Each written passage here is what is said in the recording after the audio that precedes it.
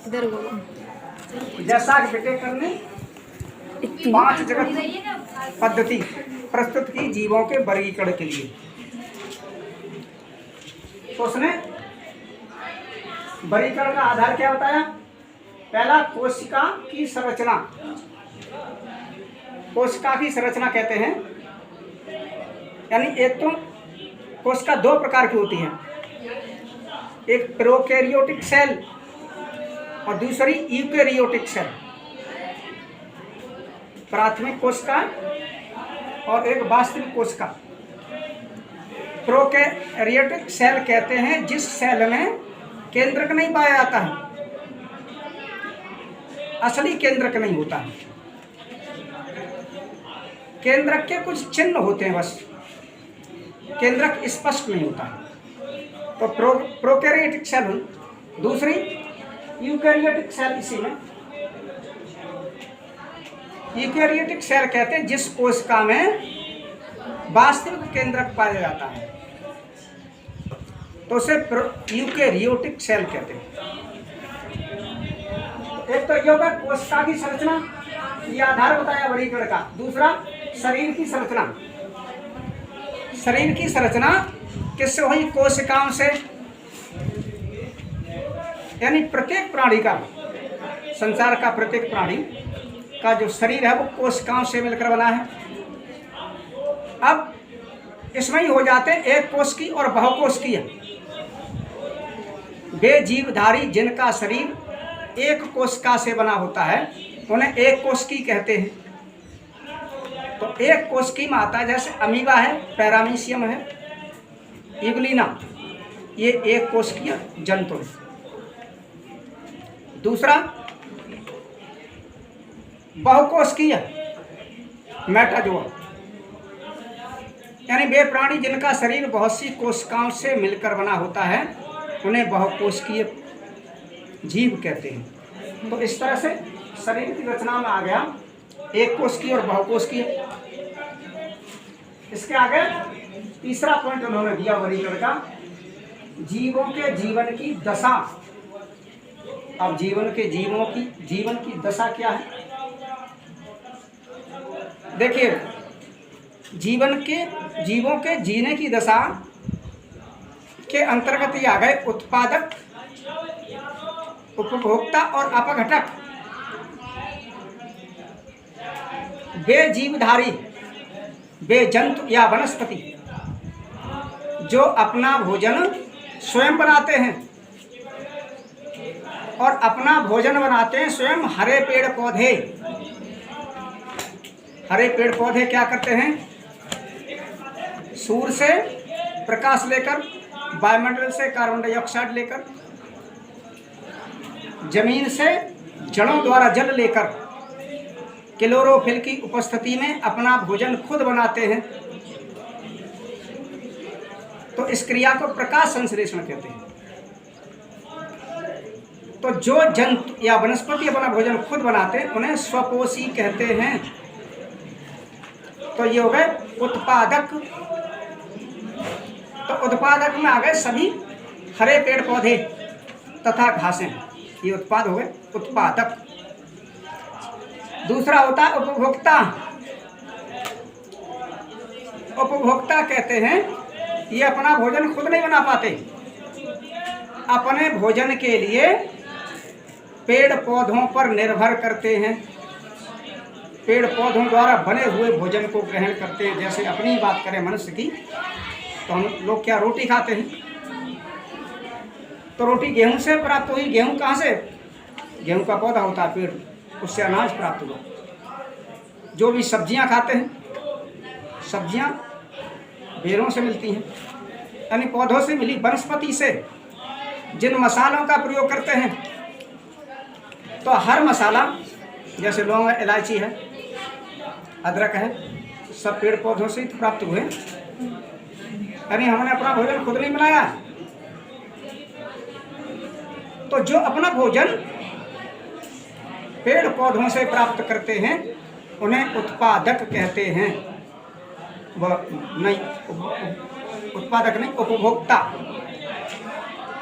तो उपभोक्ता होते हैं तीन प्रकार के, एक होता प्रथम श्रेणी का उपभोक्ता, एक द्वितीय श्रेणी का उपभोक्ता, एक तृतीय श्रेणी का उपभोक्ता।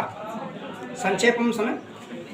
प्रथम श्रेणी का उपभोक्ता कहते हैं वे जीवधारी जो अपना भोजन पेड़ पौधों से प्राप्त करते हैं, पेड़ पौधों से प्राप्त उत्पादों को खाकर अपना जीवन निर्वाह करते हैं। जैसे पेड़ पौधों से क्या फल प्राप्त हुए, फल फूल पत्तियां ये प्राप्त हुई।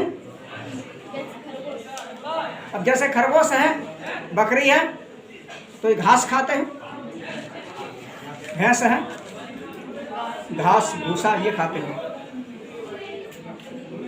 उसके फल मिल जाए तो फलों को भी खा लेंगे, यानी जो पेड़ पौधों से प्राप्त हुआ उसको खाते हैं। तो इनको शाकाहारी भी कहते हैं। जो प्रथम श्रेणी के उपभोक्ता वो हैं शाकाहारी, अर्थात जो अपना जीवन यापन केवल पेड़ पौधों पर निर्भर होकर चलाते हैं, तो ये हो गए शाकाहारी। दूसरा होता है द्वितीय श्रेणी का उपभोक्ता जिसे मांसाहारी कहते हैं। तो मांसाहारी कौन से होते हैं या द्वितीय श्रेणी के उपभोक्ता?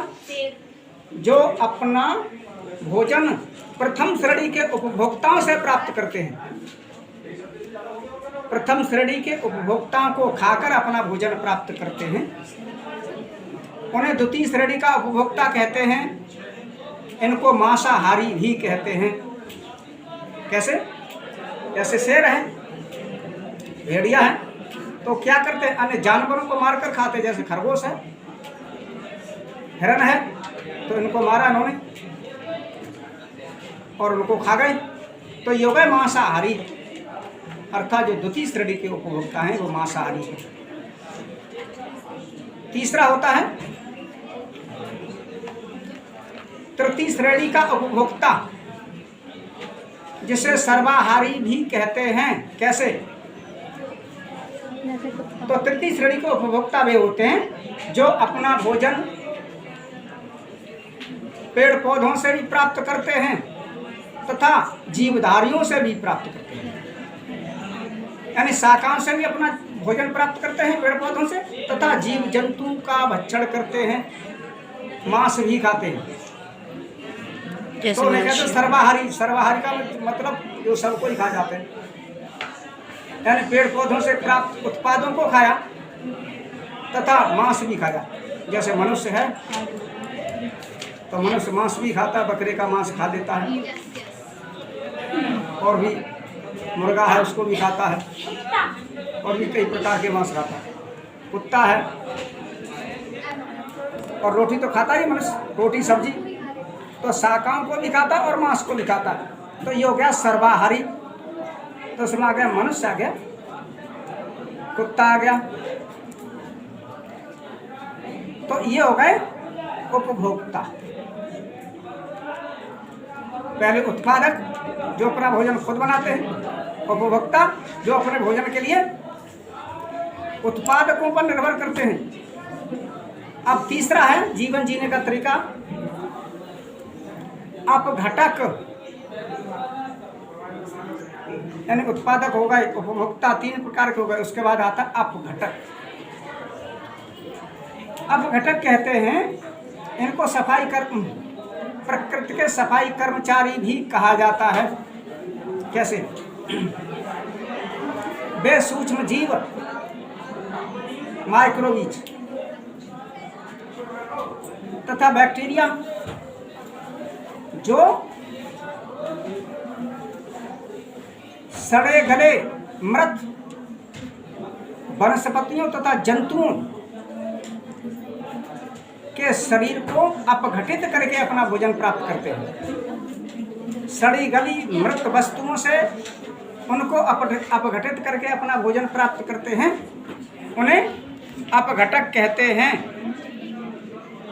उदाहरण के लिए तुमने ये देखा होगा कि जैसे कोई जानवर मर जाता है सड़क के किनारे या कहीं रास्ते पर, रास्ते के किनारे